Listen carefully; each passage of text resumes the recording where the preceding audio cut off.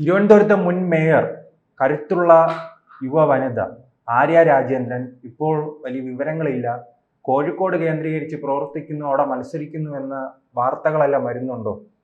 ഇനി തിരുവനന്തപുരത്ത് ചെയ്ത വികസന പ്രവർത്തനങ്ങൾ, തൻ്റെ കഴിവ് പൂർണ്ണമായി തന്നെ തിരുവനന്തപുരത്തിന് വേണ്ടി അവർ ഉപയോഗിച്ചിരുന്നു. ഇനി അത് കോഴിക്കോടിനാണല്ലേ ആ ഭാഗ്യം.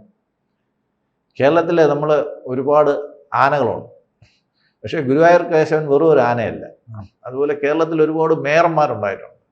അതിൽ മുനിസിപ്പൽ മേയർമാരിൽ കേരളത്തിൽ ഏറ്റവും പ്രശസ്തയായിട്ടുള്ളത് നമ്മുടെ കോമഡി ഗോവിന്ദൻ്റെ ഭാര്യ ശ്യാമള മാഡമാണ്. പക്ഷേ കോർപ്പറേഷൻ മേയർമാരിൽ ഇത്രയും കാലം സ്വതന്ത്ര കേരളം ഉണ്ടായ മേയർമാരിൽ കേരളം മുഴുവൻ അറിയപ്പെടുന്ന ഒരു മേയറെ ഉണ്ടായിട്ടുണ്ട്. കേരളം മുഴുവൻ അറിയാം, പിന്നെ ലോകത്തും അറിയാം. കേരളം പോയി അതൊക്കെ ചെയ്തു. ഞാൻ പറഞ്ഞ കേരളം മൊത്തം അറിയാന്നുള്ള ഒരു മേയറേ ഉള്ളൂ. മേയർ എന്ന് പറയുമ്പോഴത്തേക്ക് അത് ആര്യ രാജേന്ദ്രൻ തന്നെയാണ്. എന്തായാലും വാർത്തകളിൽ നിന്ന് അവർ ഒഴിയുന്നില്ല. ഇപ്പോഴ് കൊയിലാണ്ടി മണ്ഡലത്തിലേക്ക്, കോഴിക്കോട് ജില്ലയിൽ തന്നെയുള്ള കൊയിലാണ്ടി മണ്ഡലത്തിലോട്ട് മത്സരിക്കാനുള്ള ഒരു നോമിനേഷൻ വന്നിട്ടുണ്ട് പല ഭാഗത്തു നിന്നും. കാര്യം ഭർത്താവ് ബാലുശ്ശേരിയിൽ മത്സരിക്കുന്നുണ്ട്, ഭാര്യ എന്തായാലും ഇവിടെ മത്സരിക്കാമെന്നുള്ള ഒരു തീരുമാനത്തിലാണെന്ന് തോന്നുന്നു. എന്തായാലും ഈ മുതലിനെ നമ്മൾ തിരുവനന്തപുരത്തെ കോർപ്പറേഷൻ ഇലക്ഷനിലോട്ട് അവർ കാണിച്ചില്ല. അതുകൊണ്ട് ഒരു 50 സീറ്റിൽ BJP ഒതുക്കാൻ സാധിച്ചു. ഇവരും കൂടെ പ്രചരണത്തിന് ഇറങ്ങിയിരുന്നെങ്കിൽ ചിലപ്പോൾ CPM ഒറ്റ അക്കത്തിലോട്ട് എത്തിപ്പോകുമെന്ന് അവർക്ക് തന്നെ ഒരു പേടിയുണ്ടായിരുന്നു. അതുകൊണ്ട് ഇലക്ഷൻ എന്ന് കേട്ടപ്പോഴത്തേക്ക് ഇവരെന്തായാലും കൈക്കുഞ്ഞിനെയും കൊടുത്ത് നേരെ കോഴിക്കോട്ടായിട്ട് നീ പോയി സംബന്ധ വീട്ടിൽ താമസിച്ചോളാൻ പറഞ്ഞു. എൻ്റെ കെട്ടിയവൻ്റെ വീട്ടിലാണ് താമസിക്കേണ്ടത്, അതുകൊണ്ട് അവിടെ പോയി താമസിച്ചോളാൻ പറഞ്ഞു. അവിടെ അങ്ങനെ താമസിച്ചുകൊണ്ടിരിക്കുകയാണ്. എന്തായാലും മേയർ രാജേഷിൻ്റെ വീട്ടിൻ്റെ പുറകെ വയ്ക്കേണ്ട ഒരു ബോർഡാണ് ഈ ആര്യ അന്തർജനമാണ് ഈ വീടിൻ്റെ ഐശ്വര്യവും. കാര്യം BJPയെ സംബന്ധിച്ചിടത്തോളം ഒരു ബാലികേറ മലയായിരുന്നു തിരുവനന്തപുരം കോർപ്പറേഷൻ. കാര്യം ഞാൻ നേരത്തെ ഒരു വീഡിയോയിൽ പറഞ്ഞ മാതിരി BJP ജയിക്കും എന്ന് കാണുന്ന സ്ഥലങ്ങളിൽ വളഞ്ഞിട്ട് ആക്രമിച്ച് അവരെ തോൽപ്പിക്കുന്ന ഒരു രീതിയാണ് CPMനും കോൺഗ്രസിനും തമ്മിലുള്ള ഒരു രഹസ്യ അജണ്ട. കാര്യം അവർക്കൊരു പേടിയെന്ന് വെച്ച് കഴിഞ്ഞാൽ ചില ബ്ലേഡിൻ്റെ ചില ഈ പല്ലിൻ്റെ രീതിയിലാണ്. BJP ഒരിക്കൽ പിടിച്ചു കഴിഞ്ഞാൽ പിടി ഒരിക്കലും വിടത്തില്ല. അങ്ങനെയാണ് അവർ നിയമത്തെ പിടിപിടിക്കാൻ വേണ്ടിയിട്ട് CPMും കോൺഗ്രസ് എല്ലാവരും കൂടെ ചേർന്ന് കഠിന പരിശ്രമം ചെയ്ത് BJPയുടെ ഒരു സീറ്റ് ഇല്ലാതാക്കിയത്. അപ്പോൾ അതേപോലെ തിരുവനന്തപുരത്ത് BJP ജയിച്ചു വന്ന 50 സീറ്റുകളും അവരെ തോൽപ്പിക്കാൻ വേണ്ടിയിട്ട് കോൺഗ്രസും CPMും തമ്മിൽ വളരെ രീതിയിൽ അടുത്ത് പ്രവർത്തിച്ചെങ്കിൽ പോലും ഈ ആര്യ എന്ന് പറയുന്ന ഒരു ഫാക്ടർ BJP കിട്ടിയ ലോട്ടറി ആണെന്ന് പറയും.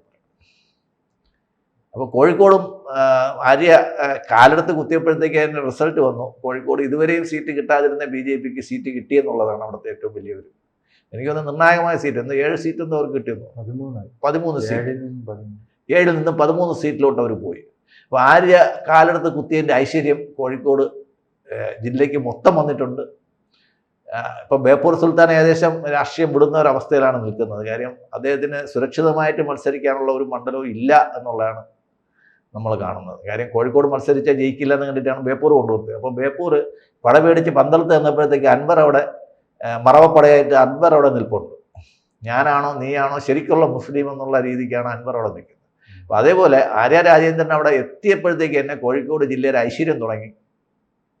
എനിക്കൊന്ന് ഇത്തവണയും CPMന് ഏതെങ്കിലും സീറ്റ് കോഴിക്കോട് കിട്ടിയാലായി എന്നുള്ള ഒരു അവസ്ഥയാണ് ഈ മുതലിനെ അവിടെ ഇലക്ഷനിലോട്ട് ഇറക്കിയാൽ കിട്ടാൻ പോകുന്ന സാധ്യത.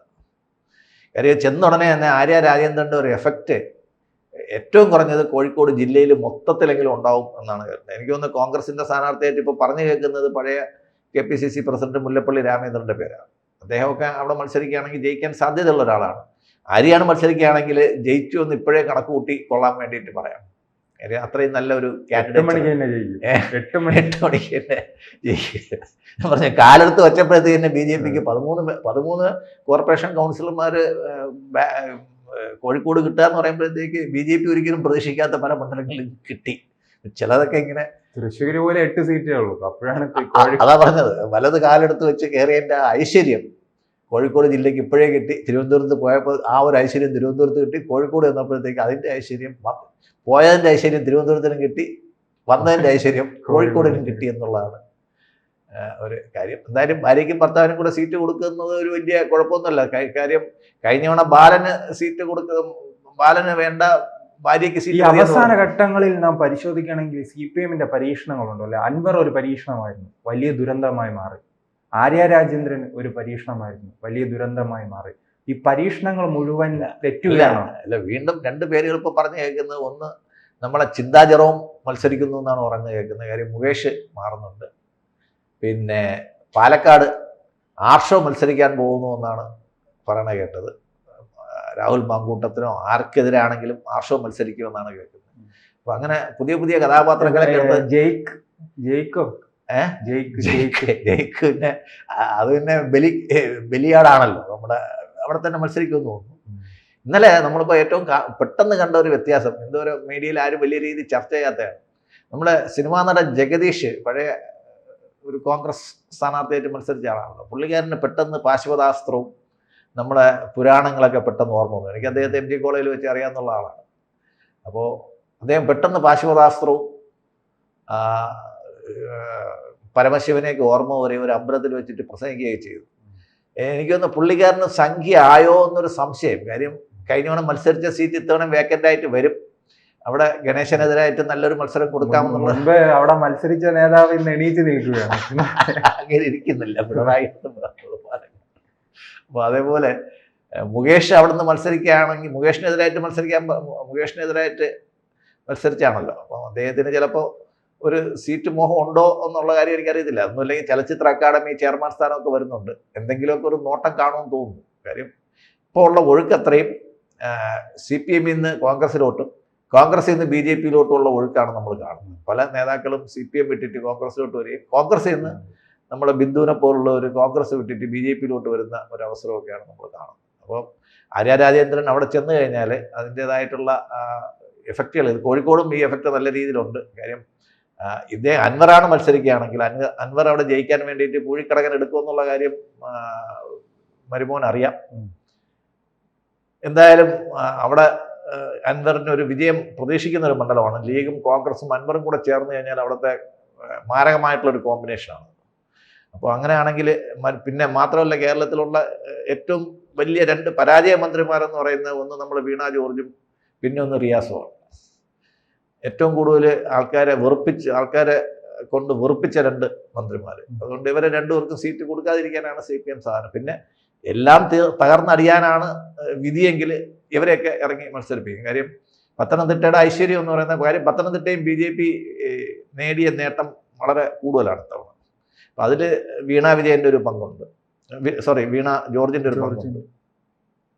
അപ്പം വീണയൊക്കെയാണ് പത്തനംതിട്ടയിലെ BJP-യുടെ ഐശ്വര്യം എന്ന് പറയുന്നത്. കൂടുതൽ വാർത്തകളും വിശേഷങ്ങളും നിങ്ങളിലേക്ക് എത്താൻ ABC മലയാളം സബ്സ്ക്രൈബ് ചെയ്യുക, ബെൽ ബട്ടണും അമർത്തുക.